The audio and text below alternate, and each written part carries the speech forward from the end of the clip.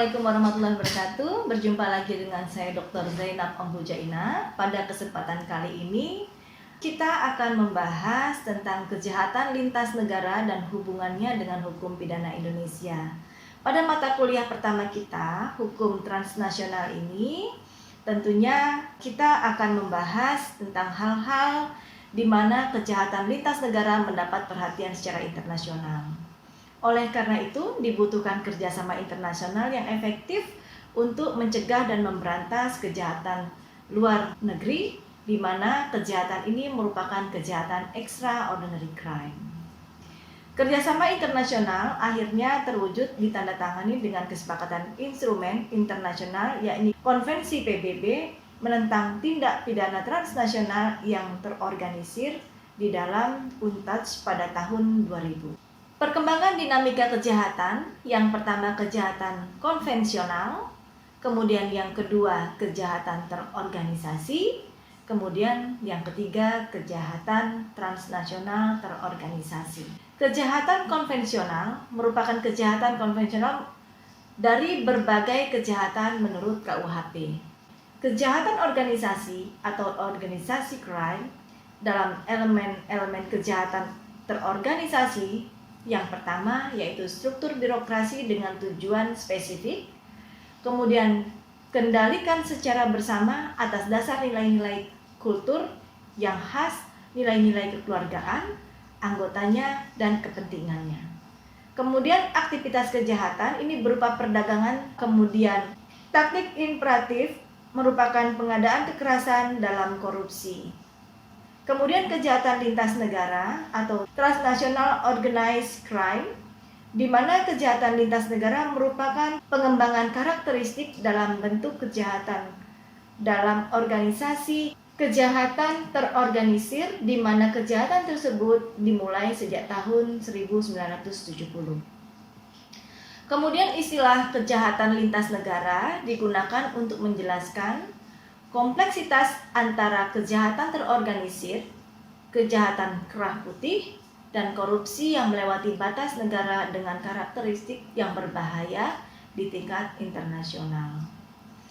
Nah, kemudian hal ini merupakan bukti bahwa adanya perhatian berbagai negara di dunia terhadap peningkatan kualitas dan kuantitas kejahatan yang terorganisir secara transnasional melewati batas-batas negara, menunjukkan kerjasama yang bersifat regional maupun internasional. UNTOC telah diratifikasi oleh pemerintah Indonesia dengan Undang-Undang Nomor 5 Tahun 2009 tentang pengesahan Convention Agency Transnational Organized Crime atau UNTOC. Dapat disebut di dalam setiap kegiatan-kegiatan konferensi PBB jelas telah menentang tindak pidana transnasional dengan terorganisasi. Kategori atau karakteristik transnasional dilakukan dengan berbagai cara, yaitu yang pertama, dilakukan dengan lebih satu wilayah negara, kemudian di suatu negara terpisah tersimpan perencanaan, pengarahan, pengendalian atas kejahatan tersebut dilakukan di wilayah negara lain. Di suatu wilayah negara, tetapi melibatkan suatu kelompok pelaku tindak pidana terorganisasi yang melakukan tindak pidana lebih dari satu wilayah negara, dan di suatu wilayah negara, tetapi akibat yang ditimbulkan dalam suatu tindak pidana tersebut dirasakan di negara lain. Kemudian bentuk-bentuk kejahatan lintas negara ini diatur dalam pasal 5 konvensi, yaitu kriminalisasi atas partisipasi dalam kelompok pelaku tindak pidana yang terorganisasi. Kemudian di dalam pasal 6 konvensi, yaitu kriminalisasi atas pencucian hasil kejahatan, dan pasal 8 konvensi, yaitu kriminalisasi tindak pidana korupsi.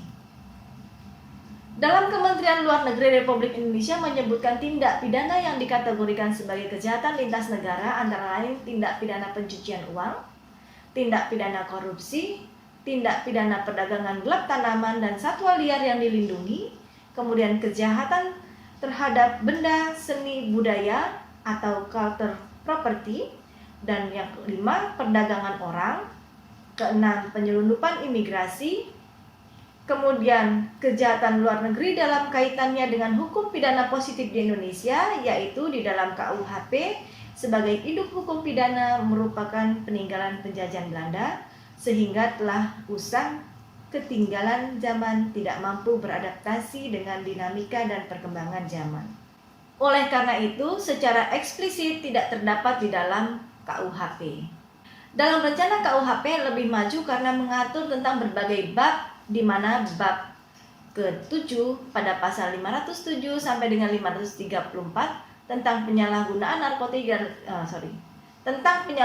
narkotika dan psikotropika. Kemudian pada bab ke-23 pada pasal 687 sampai dengan 706 tentang tindak pidana korupsi, dan pada bab ke-36 pada pasal 760 sampai dengan pasal 767 tentang tindak pidana pencucian uang. Kemudian pada bab 22 pada pasal 582 tentang penyelundupan manusia.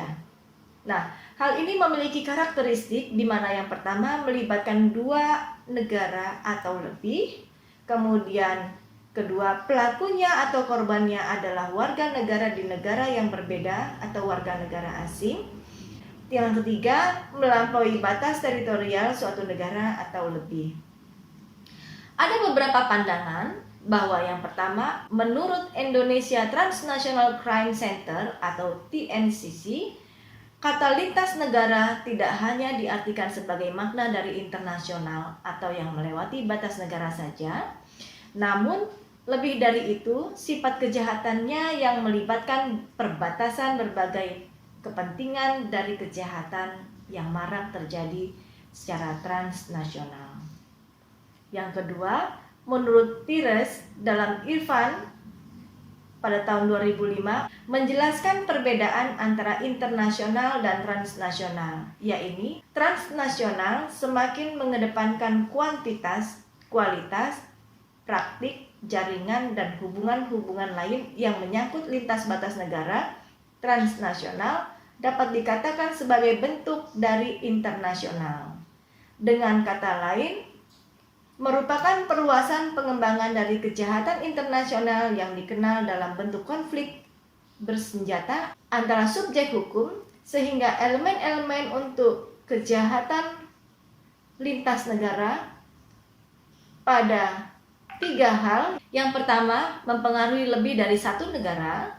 Kemudian yang kedua, mempengaruhi penduduk pada lebih dari 1 negara.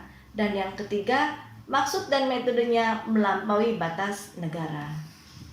Baik, pada pertemuan ini mungkin ada beberapa hal yang akan dipertanyakan oleh seluruh mahasiswa yang mengikuti perkuliahan ini. Tetapi sebelum saya tutup, saya akan menyimpulkan sedikit pertemuan kita bahwa perkembangan atau dinamika kejahatan transnasional ini yang pertama, kejahatan konvensional, yang kedua, kejahatan terorganisasi, kemudian yang ketiga adalah kejahatan transnasional terorganisasi. Kejahatan konvensional ini merupakan beberapa kejahatan menurut KUHP, sedangkan kejahatan terorganisasi adanya elemen-elemen kejahatan terorganisasi seperti struktur birokrasi dikendalikan secara bersama, aktivitas kejahatan, taktik, dan imperatifnya. Sedangkan kejahatan transnasional terorganisasi ini merupakan kejahatan lintas negara, merupakan perkembangan karakteristik dari bentuk kejahatan di mana kejahatan terorganisasi dimulai sejak tahun 1970. Baik, demikian materi pada pertemuan kita pertama ini. Jika ada pertanyaan, silahkan sampaikan melalui media-media yang sudah kita siapkan. Terima kasih. Wassalamualaikum warahmatullahi wabarakatuh.